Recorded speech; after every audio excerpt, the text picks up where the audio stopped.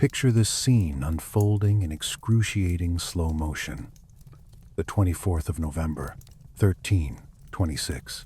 You're standing in the mud of Hereford, one body in a crowd of thousands, craning your neck upward. 50 feet above you, a height so absurd it required special engineers to construct, a height chosen specifically to ensure every person for miles could witness what comes next. Hugh Despenser the younger dangles from a rope. He's still alive, still conscious, still screaming. This is not an execution designed for efficiency or mercy. This is a live medical demonstration, a public anatomy lesson where the subject remains awake to experience every cut. The executioner, a professional who has done this before but never to a man this powerful, moves with deliberate slowness. He slices off Despenser's genitals, penis, and testicles together in one practiced motion. The crowd's roar drowns out even Despenser's inhuman shrieking. The executioner holds the severed parts high like a trophy for the mob to see, then walks slowly to a brazier burning hot beside the gallows. He drops the flesh into the flames. The specific symbolism is unmistakable to every person watching. These are the parts of him that seduced the King of England. These are the organs that raped the kingdom, that penetrated the body politic and infected it with corruption. And watching this spectacle from the front row, seated on a raised platform that gives her perfect sightlines to every detail, is Isabella of France, Queen of England. She does not flinch when the blade cuts. She does not look away when the fire consumes. Her face is stone, carved from marble, revealing nothing but cold satisfaction. While other queens throughout history prayed publicly for mercy toward their enemies, Isabella built a monument to vengeance, brick by bloody brick. The crowd loves her for it. They cheer not for the dying man, but for the woman who ordered this perfect punishment. How did a 12-year-old girl, married off like a diplomatic chess piece to secure peace between France and England, transform into the only woman in English history to violently overthrow her own husband, the anointed king? How does a child bride become the she-wolf of France, a title that still echoes through centuries, carrying equal parts admiration and horror? Before we dive deep into this forgotten story of survival and calculated revenge, if you're fascinated by the hidden truths of medieval history that textbooks sanitize, smash that like button and subscribe to Maproom Battles. Drop a comment telling me where you're watching from. It's incredible that we're exploring these brutal realities together, from different corners of the world, connected across centuries by our shared need to understand how ordinary people survived extraordinary cruelty, to understand why a queen would personally supervise the butchering of her husband's favorite, why she would sit for hours watching a man be systematically disassembled while still breathing.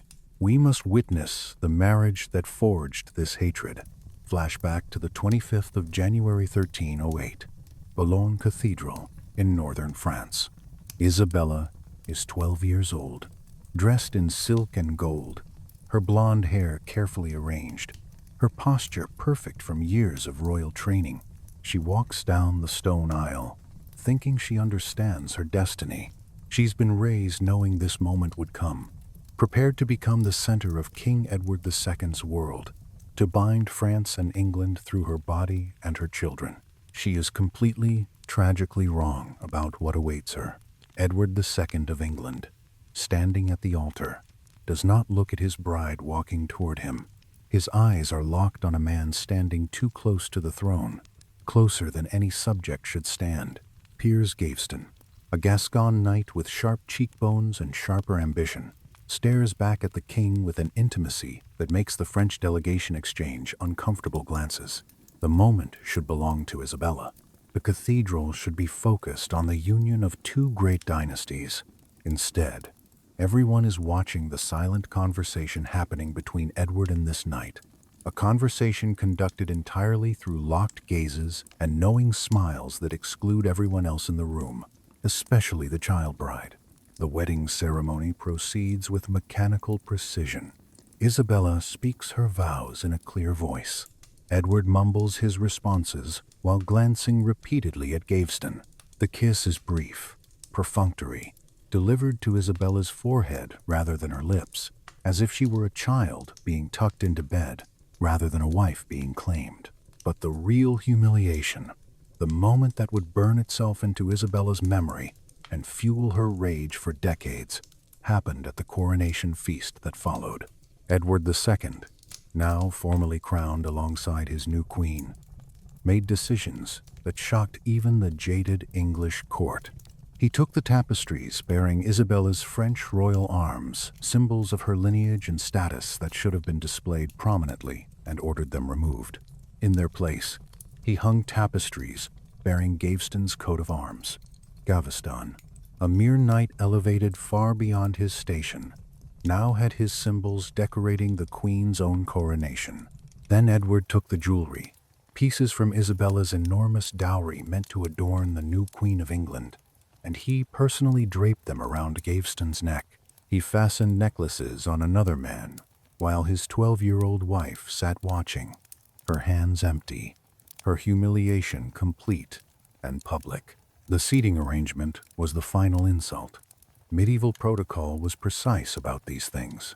The Queen sits at the King's right hand, the position of honor, but Edward placed Gaveston in that seat, relegating Isabella to a position further down the table, beside French relatives, who looked at her with pity they tried to hide. She sat there for hours, this child barely into adolescence, watching her husband laugh intimately with another man, feed him choice pieces of meat from his own plate, lean close to whispered jokes that made Gaveston throw back his head in genuine laughter. This was not just a love affair Edward was flaunting. It was a political suicide note written in real time. Edward II had inherited the crown from his father, the terrifying Edward Longshanks, Hammer of the Scots, a man who had crushed rebellions and expanded England's power through sheer, brutal will. But the son inherited none of that iron strength. Longshanks crushed dissent. Edward invited it through weakness and favoritism. He didn't want the burden of ruling a complex kingdom. He wanted to play house with his chosen companion, to live in a fantasy where birth and duty didn't matter, where he could elevate whoever pleased him regardless of political consequence. For a medieval king, this kind of blatant favoritism was the deadliest sin imaginable. It upset the carefully maintained social hierarchy. It threatened the barons who expected rewards for loyalty and saw Gaveston receiving everything while contributing nothing. It created instability, and instability in feudal society meant blood. Isabella, 12 years old, isolated in a foreign country where she barely spoke the language, learned her first crucial lesson in English court politics. Survival requires silence. Speaking out would accomplish nothing except making her look weak and bitter. So she stayed quiet. For years, she played the role medieval society assigned her. The dutiful peace weaver, the diplomatic bride whose job was to smooth tensions, not create them. She mediated between her increasingly erratic husband and the furious barons whose patience with Gaveston's influence was evaporating. She bore Edward 4 children over the years, ensuring the Plantagenet line continued despite her husband's humiliating neglect. She was the perfect diplomat, masking her growing resentment behind a carefully maintained veil of obedient silence. But underneath that silence, something cold and patient was growing. The English barons, unlike Isabella, lacked her capacity for patient suffering. In 1312, they snapped. Led by the Earl of Lancaster, they hunted Piers Gaveston down like a wild animal. They found him at Scarborough Castle, dragged him out, and marched him to Blacklow Hill. They didn't bother with a trial. They ran him through with swords and beheaded him on the spot, his head rolling down the hill, still wearing the smirk that had infuriated them for years. Isabella, hearing the news, likely breathed her first genuine sigh of relief in 4 years of marriage. The rival who had stolen her rightful place was dead. The obsessive distraction was removed. Perhaps now the marriage could finally begin. Perhaps Edward, shocked by loss, would finally see his wife standing patiently beside him. For a brief time, it seemed to work. The king and queen traveled together through England, appearing in public as a united front. They hunted together.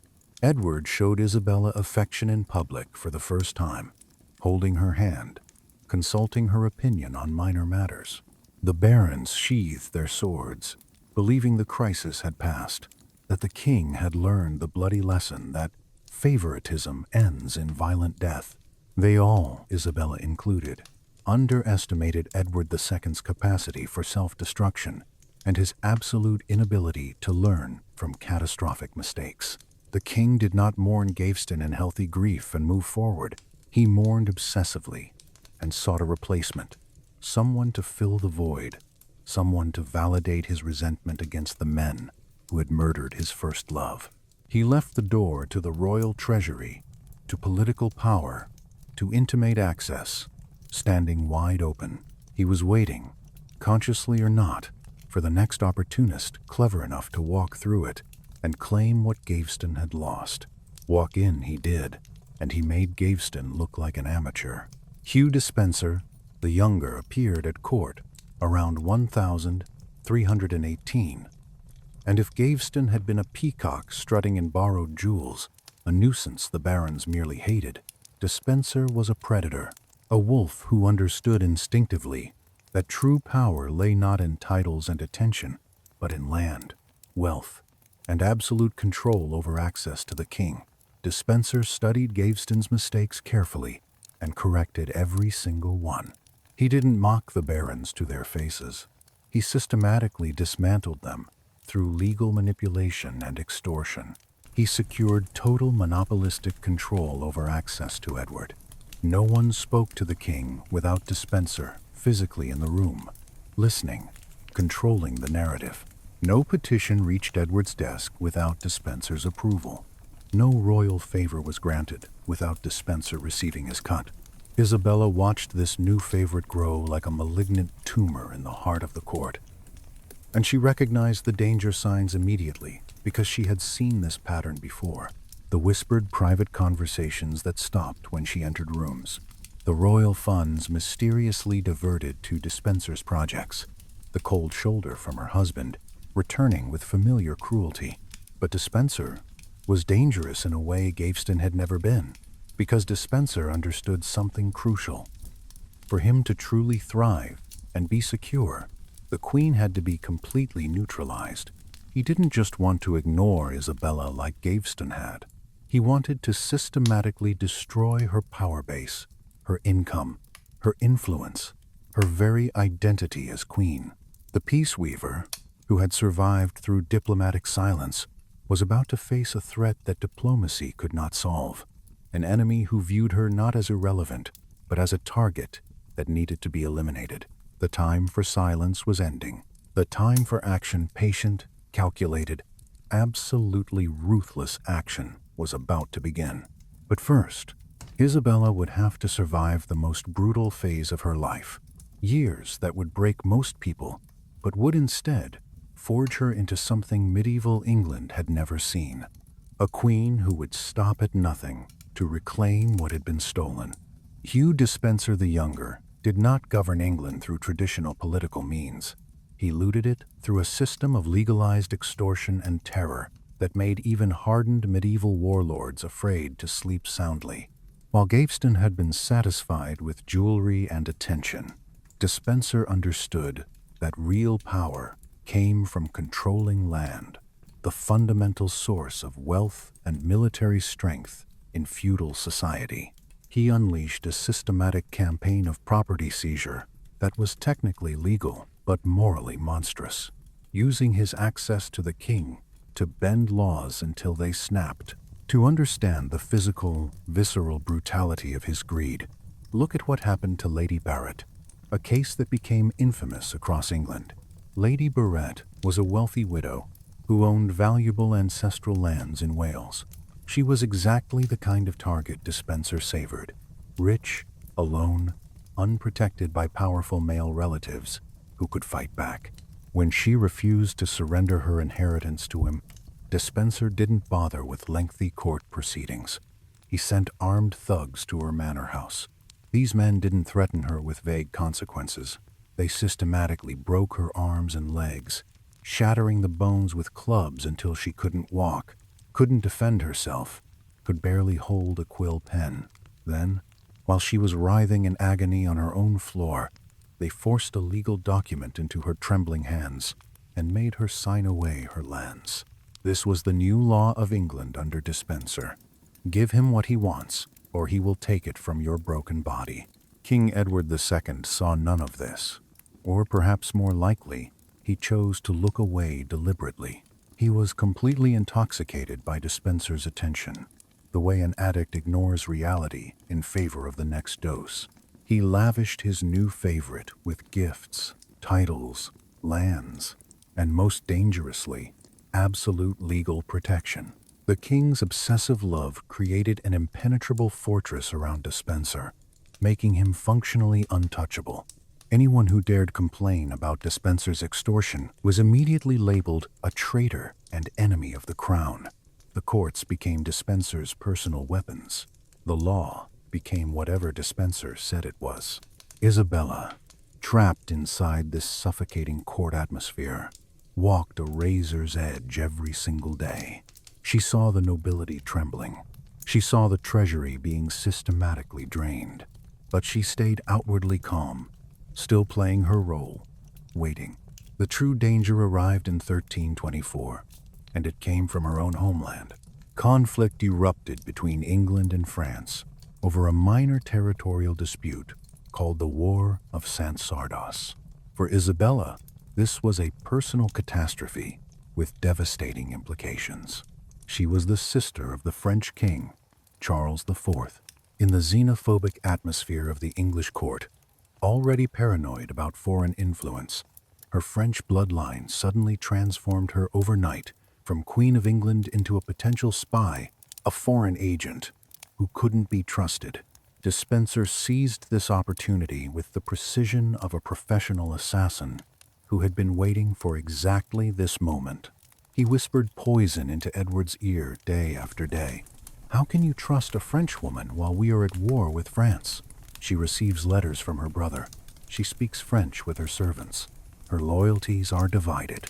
She could be passing secrets to the enemy right now.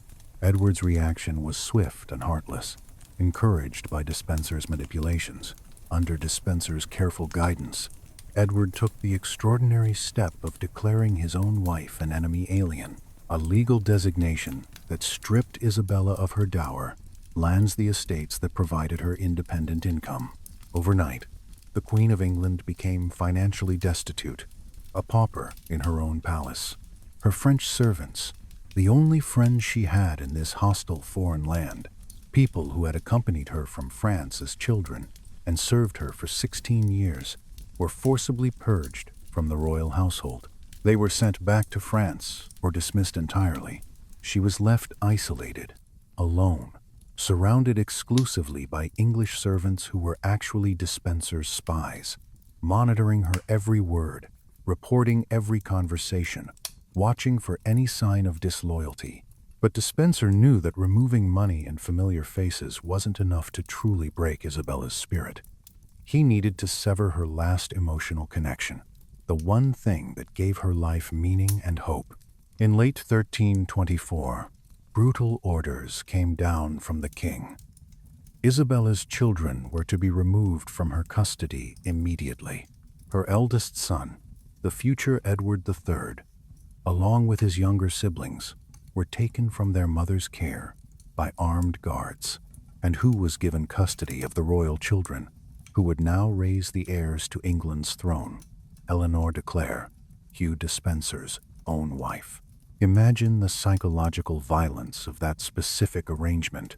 The woman whose husband was destroying your life, the wife of the man who had stolen everything from you, was now raising your children, shaping their minds, controlling their daily lives.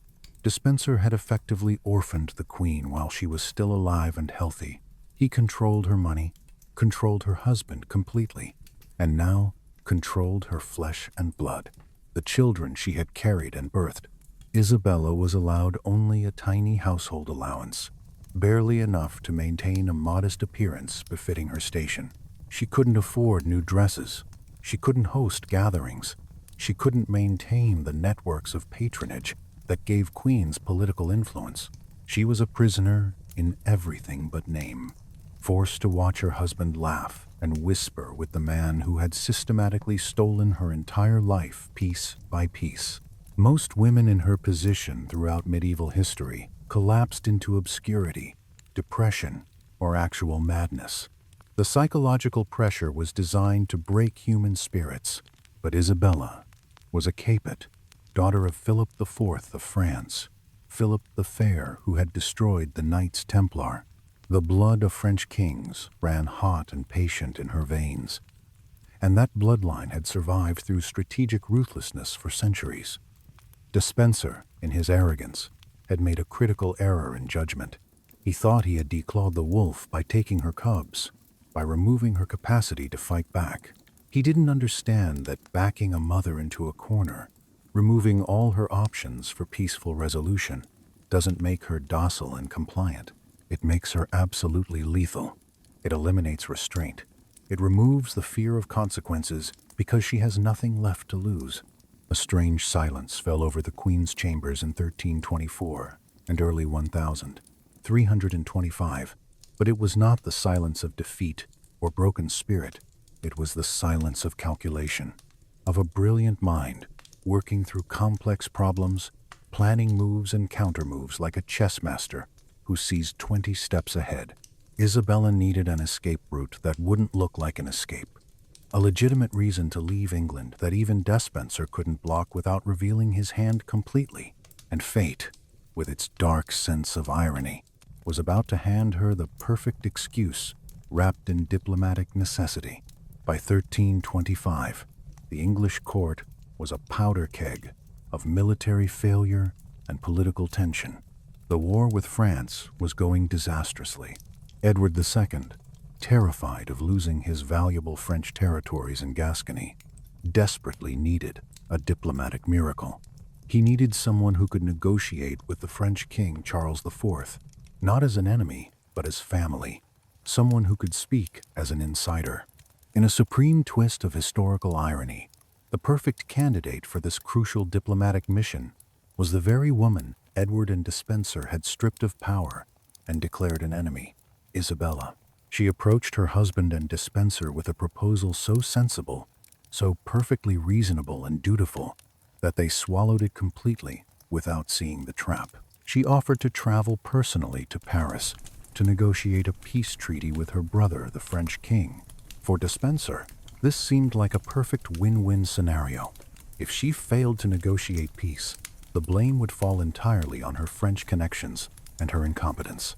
If she succeeded, England would keep the valuable territory and he would continue to profit. Either way, the troublesome queen would be out of the country for months, leaving him completely alone with the king, free to consolidate power without her watching presence. It was the single greatest miscalculation of their lives.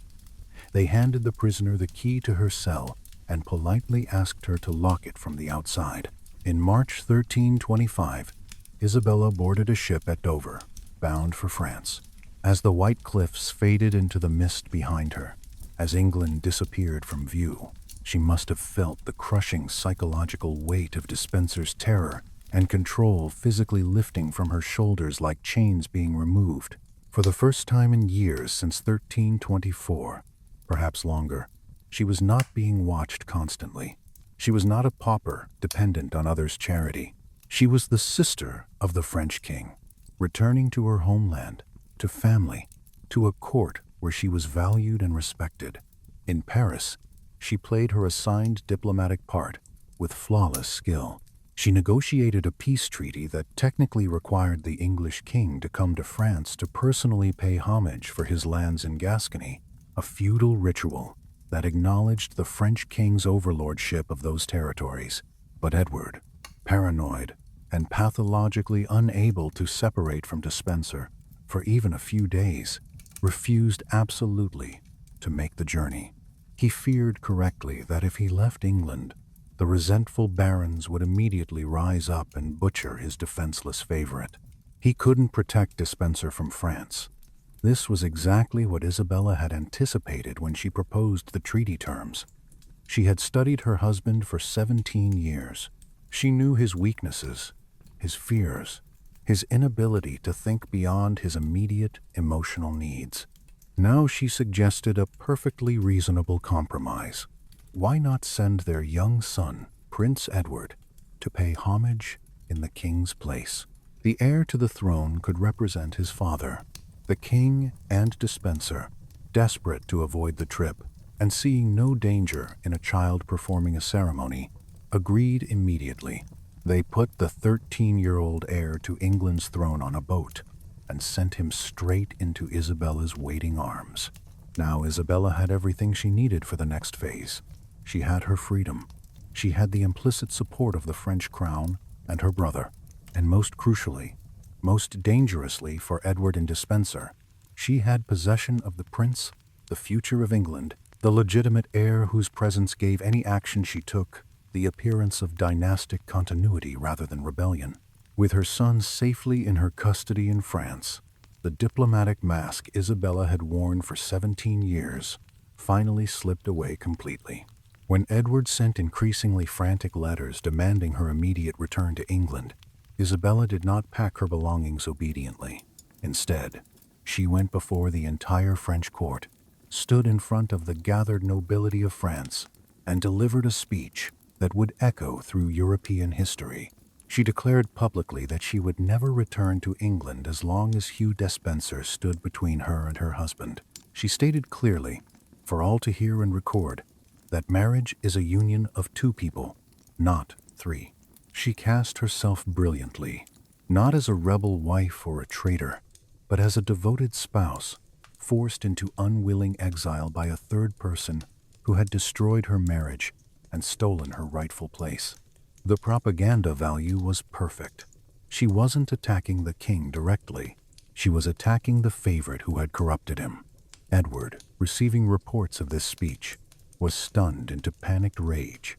He wrote furious letters to the Pope in Avignon, claiming his wife had clearly been bewitched or was suffering from female hysteria. He demanded the French king send her back immediately as his property. But Charles IV replied with words that must have made Edward's blood run cold. The Queen came of her own free will and may freely return if she wishes. But if she prefers to remain in France, she is my sister, and I refuse to expel her. Isabella was safe in France, protected by her brother's power. But she was still just a refugee, a displaced queen, with no army, no money, no clear path to actually removing Despenser from power or forcing Edward to change. She needed a weapon, something sharp enough to cut through the fear that paralyzed the English barons who hated Despenser but were too terrified to act. And in the dark underworld of Paris, among the exiles and outlaws, the dispossessed and the desperate, she found exactly what she needed.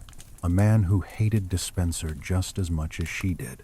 A man who had escaped the Tower of London through audacity and was burning for revenge. Roger Mortimer. To understand why Isabella turned to Roger Mortimer, why this specific alliance was so dangerous and so perfect, we must appreciate the sheer audacity of the man. Roger Mortimer was Lord of Wigmore, a powerful marcher lord who had spent his entire life patrolling the lawless, violent borderlands between England and Wales. He was everything Edward II was not: decisive, physically imposing, rugged, and genuinely dangerous. Mortimer had led the baronial rebellion against the Despensers in 1322. He had failed, been forced to surrender, and been thrown into the Tower of London to await execution.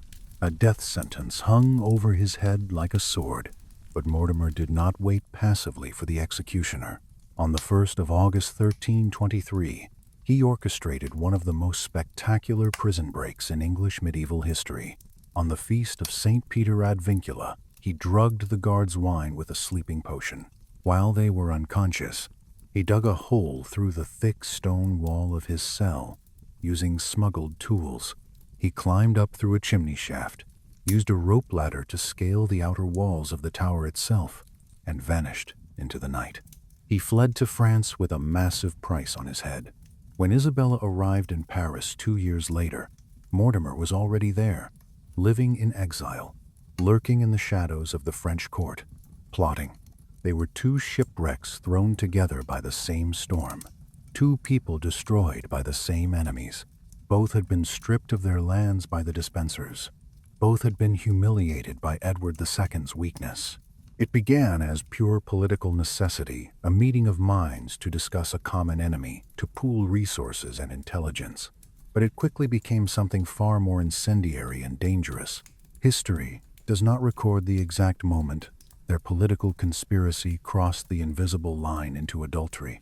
But the scandal shook the foundations of Christian Europe. For a king to take a mistress was expected, barely worth commenting on.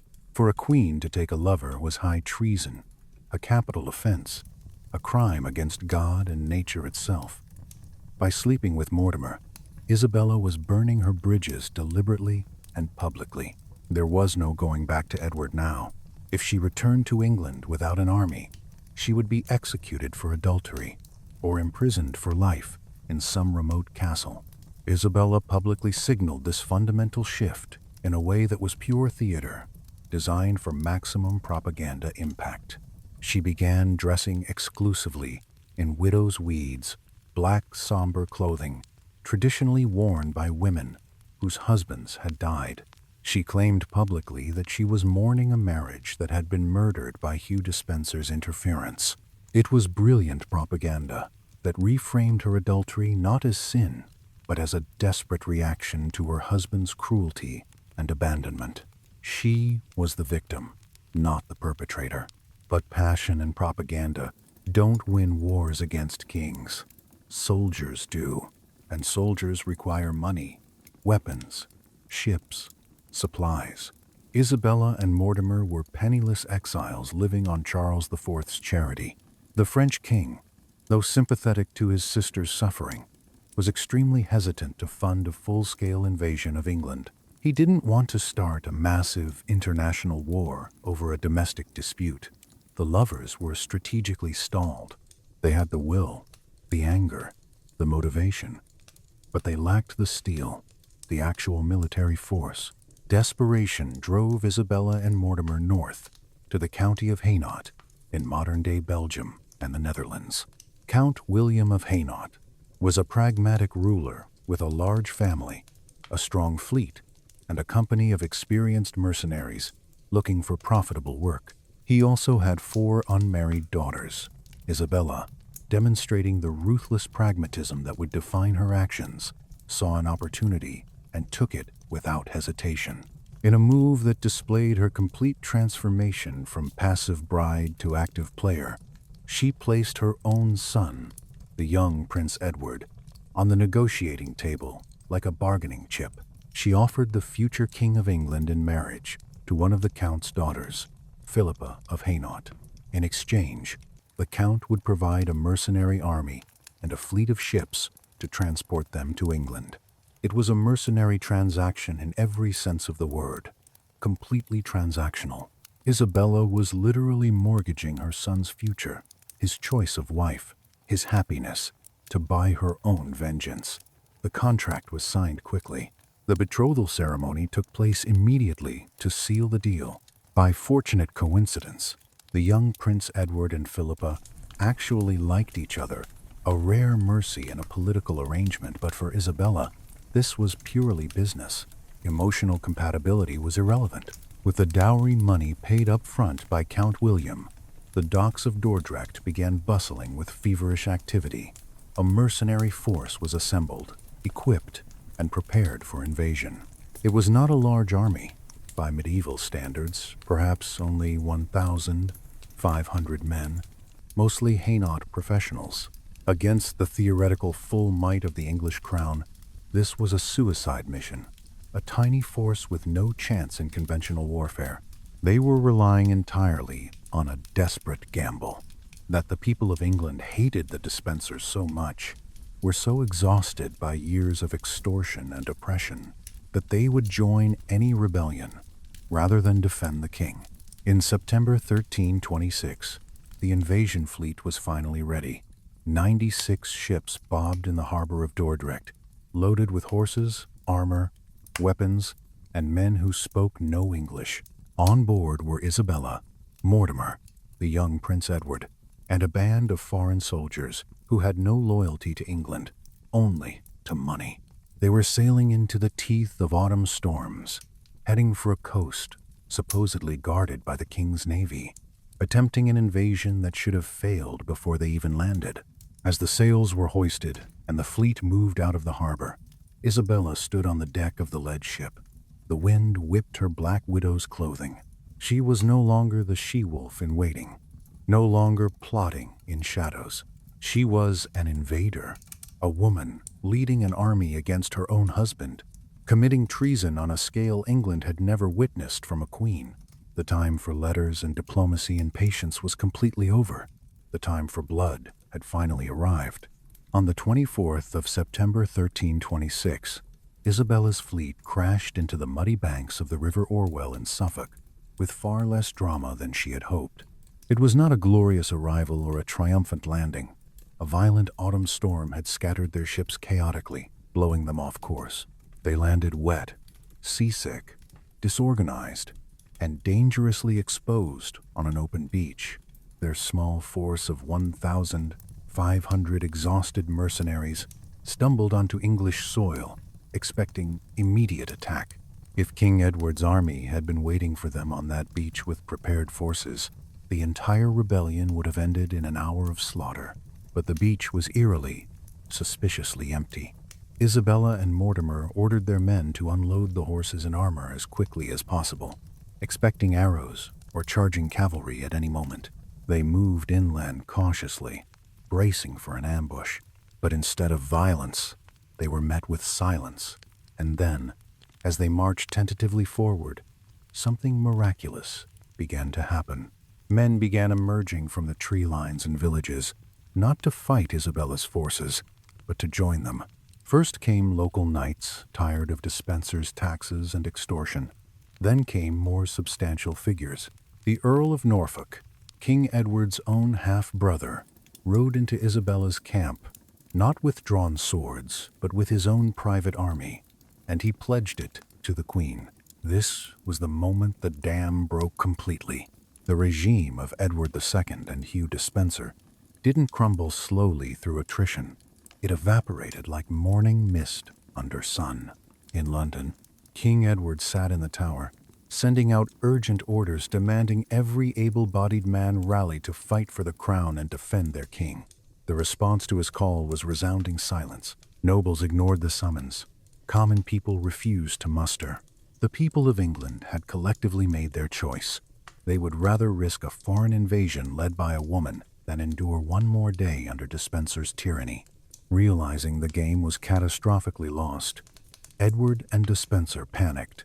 They looted the royal treasury in a desperate midnight raid, packing roughly 29,000 pounds in gold coins into saddlebags of fortune. They fled London under cover of darkness, heading west toward Wales and the Despenser family lands, hoping desperately to rally a defensive force there. Their flight left London in a complete power vacuum, and nature, political nature, abhors a vacuum. On October 15, the London mob exploded into the streets. This was not a peaceful protest or organized demonstration. This was a purge, a bloodletting. Years of accumulated anger boiled over into violence. Thousands of citizens, armed with clubs, knives, axes, and farming tools, hunted down anyone associated with the king's hated regime. Their primary target was Walter Stapleton, Bishop of Exeter, a loyal servant of the king and a man despised for his corrupt administration. The mob found him riding through the city near St. Paul's Cathedral. They didn't care about his holy robes or his episcopal office. They dragged him violently from his horse while he screamed about sanctuary. They beat him senseless with clubs and fists, then dragged his semi-conscious body to Cheapside Market. There, using a butcher's knife specifically designed for cutting bread, a man named John of Ealing hacked off the bishop's head. The mob, drunk on violence and rage, didn't stop there. They sent the severed head to Isabella as a grotesque welcome gift, proof that London was hers. Isabella received the news of the uprising while marching west at the head of her rapidly growing army. She was no longer leading 1,500 mercenaries. Thousands of English fighters had joined her cause. She was no longer just a displaced queen. She was a conqueror, an unstoppable force. She moved with terrifying speed, capturing Bristol, the key fortress of western England. There she captured Hugh Despenser the Elder, the favorite's father, a man in his 60s who had served multiple kings. He was a veteran of wars, a man who in normal times would have been shown respect for his age and service. Isabella showed him absolutely no mercy whatsoever. She had him hanged in his full armor, a deliberately humiliating detail. His body was left to rot on the gallows for 4 days before being cut down and thrown to stray dogs. It was a cold, calculated warning to his son. I am coming for you, and there will be no mercy. Edward and Despenser the Younger were now hunted animals, trapped in the rugged, rain-soaked hills of South Wales, battling torrential autumn weather and shrinking supplies. Their supporters had abandoned them. Their gold was useless. You can't eat coins. The she-wolf was closing in methodically, and she could smell blood in the air. The hunt ended on the 16th of November, 1326. Deep in the sodden woodlands near Neath Abbey in South Wales, Henry of Lancaster finally cornered his prey. King Edward II and Hugh Despenser the Younger were found huddled together in a monastery, wet, starving, and completely abandoned. The King of England surrendered without drawing his sword. But capture was only the beginning of their torment, especially for Despenser. Isabella was absolutely determined that Despenser would not die with any shred of dignity intact. She wanted a public spectacle, a show, trial, and execution that would be remembered for centuries. As the prisoners were marched back toward Hereford through hostile territory, Despenser attempted to cheat the executioner through starvation. He refused to eat, attempting to starve himself to death before facing the Queen's vengeance. But Isabella was watching closely. She ordered him force-fed, or at least kept alive by any means necessary. He was far too valuable a prize to die quietly in a cell before the public could see his punishment. He belonged to the crowd, to the spectacle. The procession into Hereford was a carnival of deliberate cruelty and mockery. Despenser was strapped to a small, mangy horse, the kind used by peasants, not nobles, a deliberate insult. On his head, soldiers placed a crown, woven from stinging nettles that burned his scalp and forehead. It was a vicious parody of his ambition to be the king's equal, to rule England through Edward. Biblical verses attacking pride and arrogance were scrawled across his exposed skin in ink. Trumpets blew, not to announce a lord, but to herald a monster being brought to justice. On November 24, the trial began in Hereford. It was less a legal proceeding and more a public theatrical roast. Despenser was dragged before a tribunal, led by Isabella and Mortimer. He was not allowed to speak in his own defense. Whenever he tried to open his mouth to defend himself or explain, the roar of the gathered barons and common people drowned him out completely. The charges were read aloud for the crowd: theft on a massive scale, treason against the realm, perversion of justice, and the destruction of England's ancient laws. The sentence was a masterpiece of medieval symbolism, where every element of the execution was carefully designed to mirror a specific crime. First, he would be dragged behind 4 horses through the streets to the place of execution. This was for his betrayal of the realm, literally tearing the social fabric apart through his actions. Second, he would be hanged on that specially constructed 50-foot gallows, but cut down while still fully conscious. This was for his theft of the king's treasury and the nation's wealth. He would be left choking, suspended between heaven and earth, rejected by both. Third, and most horrifically, He would be tied to a ladder and castrated. The executioner would slice off his genitals and burn them before his still living eyes. The chronicles are brutally explicit about the symbolism. He was being punished as a heretic and sodomite for introducing unnatural practices to the king and driving a wedge between Edward and his lawful wife. It was Isabella's personal signature on the death warrant, her revenge made flesh. Finally, his heart would be cut from his chest and thrown into fire. His head would be severed and sent to London Bridge to rot on a spike. His body would be quartered, chopped into 4 pieces, and the pieces sent to the 4 corners of England: Newcastle, York, Dover, and Bristol. Even in death, Despenser was forced to occupy and warn the entire land he had tried to consume. Isabella watched every moment of the execution. She sat in her place of honor as the man who had broken Lady Barrett's arms through his thugs, who had stolen her children and declared her an enemy, was systematically reduced to meat. But as the smoke cleared over Hereford and Despenser's pieces were loaded onto carts, a terrifying question remained, hanging in the air like the smoke. The favorite was dead, butchered, and scattered. The tyrant Despenser was gone. But what do you do with an anointed king? Edward II was still alive, imprisoned in Kenilworth Castle. No one in English history had ever successfully deposed a reigning king. Kings were chosen by God, anointed with holy oil. To remove one was not just treason against the state, it was blasphemy against heaven itself. Isabella and Mortimer had won the war decisively. But they were now standing on the edge of a theological and legal precipice no one had crossed before. If they killed Edward outright, they were murderers and usurpers who would face rebellion. If they let him live indefinitely, he would eventually rally support from loyalists and kill them. They needed a third option that English law had never contemplated. They needed Edward to destroy himself, to willingly give up the crown. The 7th of January, 1327, Westminster Hall. The air inside the great stone chamber was thick with unprecedented treason. For the first time in English history, Parliament had gathered not to advise a king or petition him, but to fire him from his own throne. Isabella and Mortimer knew they couldn't simply murder Edward II, not yet, not openly. That would make him a martyr and potentially spark civil war from loyalist factions. They needed the entire country to reject him publicly, to make the deposition look like the will of the people rather than a coup. They packed Westminster Hall with their supporters and allies.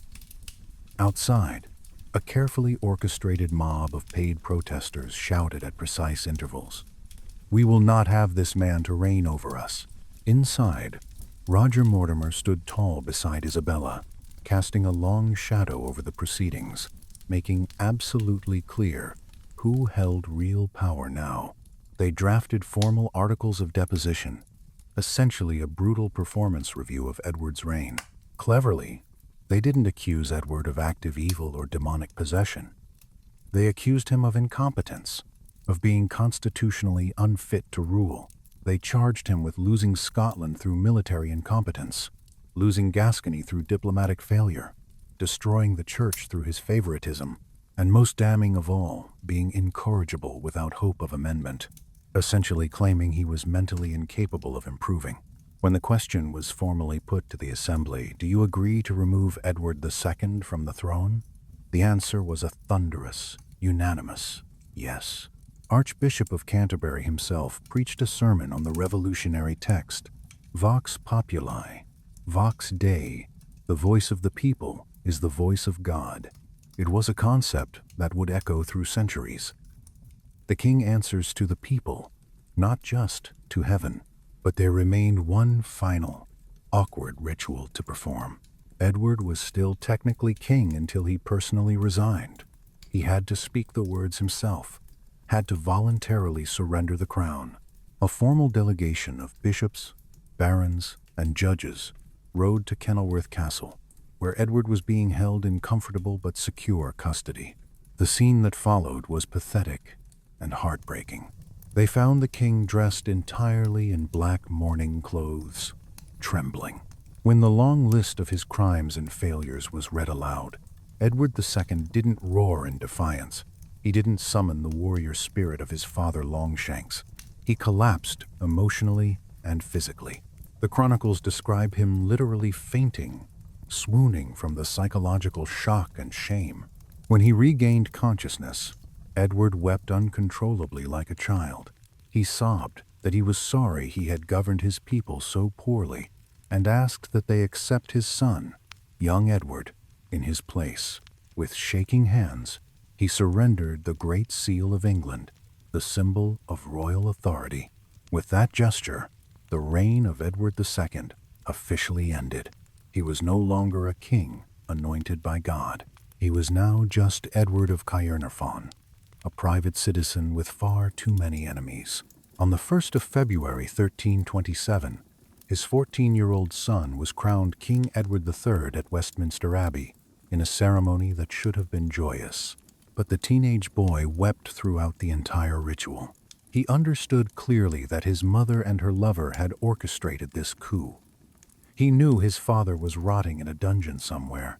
He was king, but he was also a puppet with invisible strings. Isabella and Mortimer were now the unchecked rulers of England, governing through the boy king. They had the crown controlled through young Edward, the army, and the treasury. They took for themselves the lion's share of the confiscated Despenser estates, millions in modern value. Isabella granted herself an annual income of £20,000 marks, the largest dower ever given to an English queen, making her one of the wealthiest women in Europe. The she-wolf had won everything. She had destroyed her enemies, deposed her husband, and placed her son on the throne. But there was a loose end, a very dangerous loose end, that threatened everything. As long as Edward II drew breath, he was a focal point for rebellion. Plots were already springing up to rescue the deposed king. Loyalists, and there were still some, whispered that the deposition was illegal, that Edward remained the true king in God's eyes. Mortimer couldn't sleep soundly while Edward of Caernarfon lived. A living ex-king is a permanent rallying point for discontent. In April 1327, they moved Edward from the relatively comfortable Kenilworth to the gloomy fortress of Berkeley Castle in Gloucestershire. They took him away from sympathetic jailers and placed him in the custody of Thomas Berkeley and John Maltravers, men who owed everything to Mortimer and would follow orders without question. The conditions at Berkeley were designed to break Edward's body and spirit. According to later accounts, they kept him in a chamber directly above a pit containing rotting animal carcasses, hoping the stench and disease would kill him through natural causes. It didn't work. Edward II, despite his political weakness, was physically strong and resilient. He refused to conveniently die of disease or depression, so Isabella and Mortimer had to make a terrible choice, a decision that would spawn the darkest legend of the medieval period and stain their reputations for 7 centuries. On the night of the 21st of September, 1327, villagers living around Berkeley Castle were jolted awake by a sound that froze their blood. According to multiple chronicles, it was a scream so loud, so full of unimaginable agony, that it could be heard miles away, echoing across the countryside. It was the sound of a man dying in a way the human body was never designed to endure. The next morning, the castle gates opened. The jailers presented the body of the 43-year-old former king to local witnesses. They invited knights and abbots to inspect the corpse carefully. The body looked strangely peaceful. There were no visible bruises, no cuts, no strangulation marks on the neck. The official cause of death was announced as natural causes brought on by grief and melancholy. But whispers began immediately among those who had heard the scream, and those whispers grew into a roar that has lasted 700 years. The chronicler Geoffrey Le Baker recorded the gruesome details of what he claimed really happened behind those stone walls. He wrote that Mortimer's assassins, led by Sir Thomas Gurney, did not want to leave any marks on the king's external skin, as that would be obvious proof of regicide and murder. Instead, they pinned the king down under a heavy wooden table to prevent him from moving or fighting back. They inserted a cow's horn, into his rectum to create a passage. Then they slid a red-hot iron poker, heated until it glowed, through the horn deep into his body, burning his internal organs while leaving his skin completely untouched. He was burned from the inside out, the heat destroying his intestines while external witnesses would see a perfect, unmarked body. Why this specific, horrifically creative method of execution? Historians have debated this endlessly for centuries. Some argue it was purely practical, a way to kill without leaving external evidence that could prove murder. But in the medieval mind, death was rarely just death. It was a message, a moral statement. This particular punishment mirrored what medieval people viewed as Edward's perceived sin. Edward II was widely rumored to be a sodomite because of his relationships with Gaveston and Despenser. In the brutal logic of 14th century justice, the poker was poetic punishment, satanic justice that targeted the part of his body that had supposedly offended God and nature. Did it actually happen this way? Modern medical experts suggest such trauma would likely leave some external signs, burn marks around the entry point, visible physical reactions. Many modern historians believe Edward was more likely suffocated with a pillow, a common medieval method for disposing of unwanted royals that leaves no marks. But in history, factual truth often matters far less than the story people believe and repeat.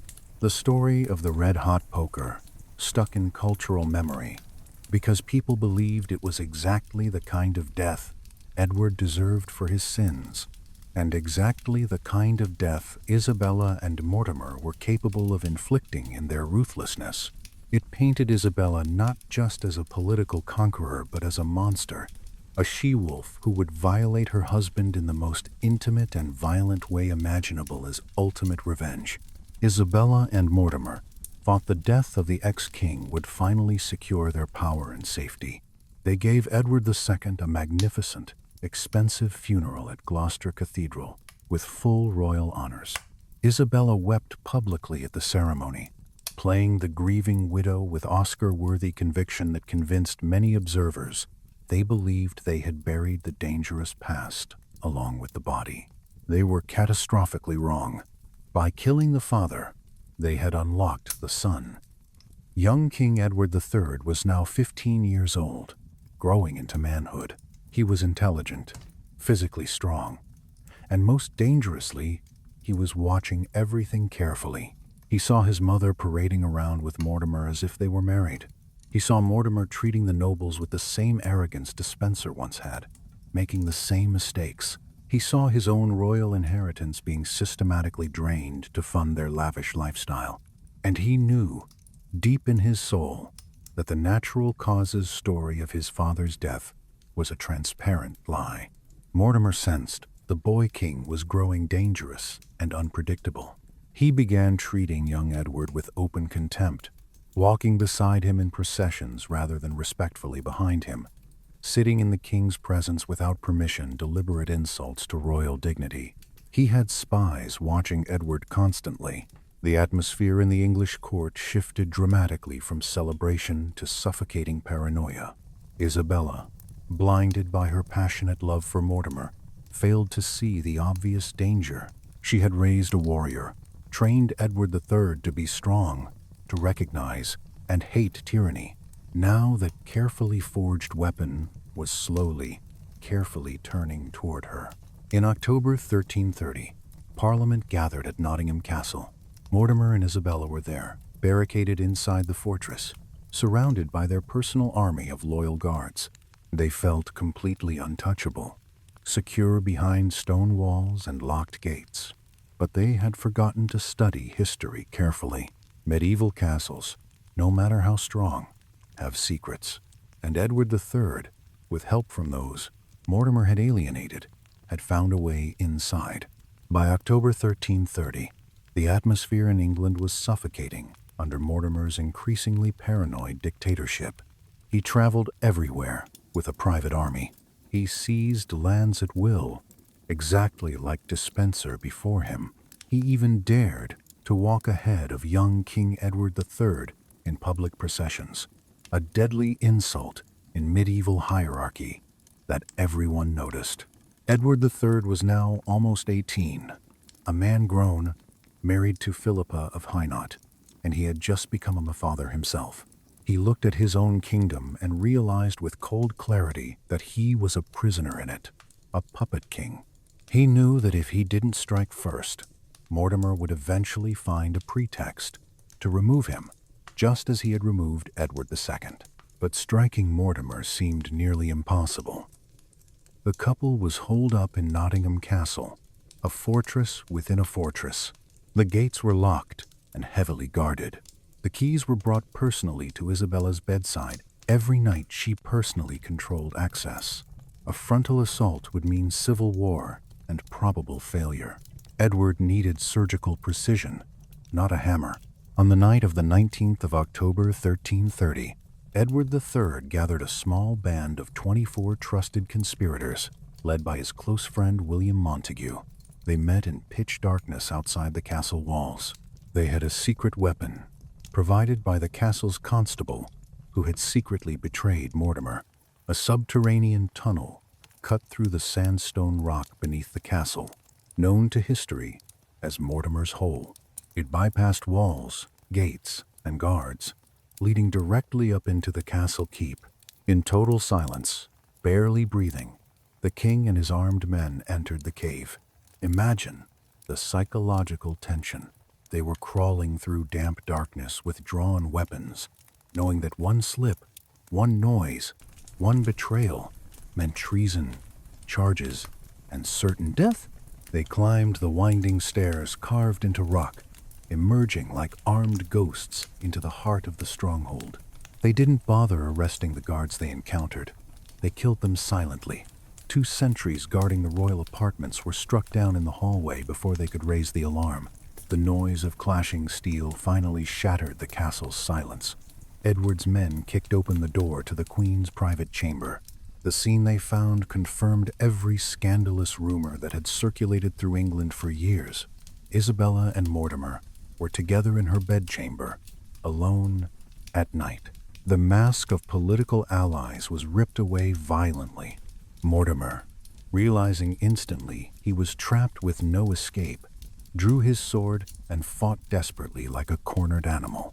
But he was overwhelmed quickly by Montague's trained men. From the shadows of the firelit room, a desperate voice cried out, not a queen commanding her subjects with royal authority, but a terrified mother begging her own child for mercy.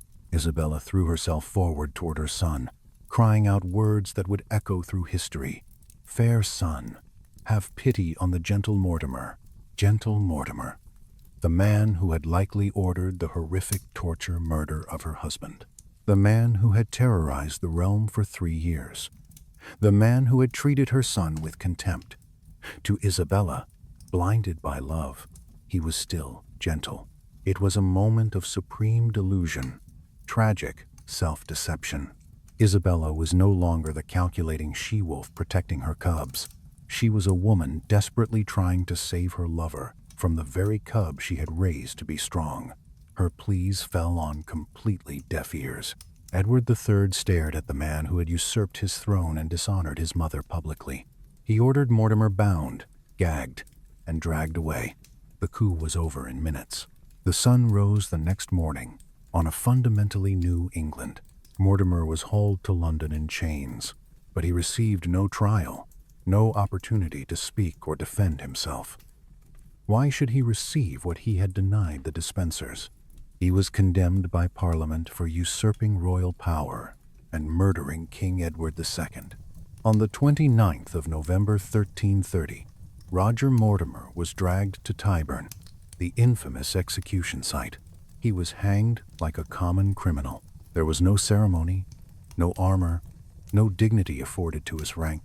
Edward III ordered the body left hanging on the gibbet for 2 full days and nights, rotting publicly as a warning to anyone who dared touch the crown. But what of Isabella? Technically, legally, she was guilty of treason, adultery, conspiracy to murder a king and usurping the throne. The penalty for a woman committing such crimes was death by burning. But Edward III was not his father. He was politically intelligent. He knew that executing his own mother would stain his reign forever and make him look monstrous. He needed to neutralize her politically, not martyr her. He stripped her of all political power completely. He stripped her of the obscene income she had granted herself, but he did not lock her in a dungeon or burn her at the stake. He placed her under comfortable house arrest at Castle Rising in Norfolk, a nice prison. The she-wolf was caged. The sword had been taken from her hand.